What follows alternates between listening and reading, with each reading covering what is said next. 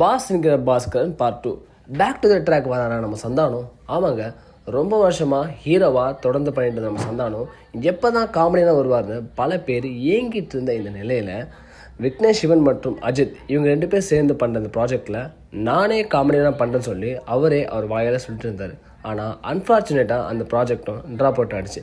அதை தொடர்ந்து ரொம்ப வருஷம் கழிச்சு ரிலீஸ் ஆன மத கஜராஜா படத்து மூலிமா தன்னுடைய அல்டிமேட் காமெடி மூலிமா மக்கள் எல்லாரும் சிரிக்க வச்ச நம்ம சந்தானத்தை எல்லாரும் அகைன் காமெடினா வந்தே ஆகும்னு சொல்லிட்டு பயங்கரமாக கெஞ்சிட்டு இருந்தாங்க. இப்போ என்னன்னா, இவர் பண்ணுற DD returns the next level இந்த படம் பயங்கரமான ஹாரர் அண்ட் காமெடியாக வரப்போகுது. இந்த படத்தை ப்ரொடியூஸ் பண்ணது யாருன்னா அவருடைய க்ளோஸ் ஃப்ரெண்ட் ஆர்யா தானா. இதில் பெரிய ஸ்டார் கேஸ்டோட இந்த படம் ரிலீஸ் ஆக போகுதுன்னு சொல்லியிருக்காங்க. இப்போ புது அப்டேட் என்ன அப்படின்னா, ரொம்ப வருஷம் கழிச்சு மறுபடியும் காமெடி ட்ராக் வர நம்ம சந்தானம் பாஸ் என்ற பாஸ்கரன் பார்ட் 2 படம் பண்ண போகிறாராம். இந்த படத்தோட ஸ்கிரிப்டை முடிச்ச நம்ம ராஜேஷும் ஸ்டார்ட் சூன் அப்படின்னு ஒரு அப்டேட் விட்டுருக்காங்க.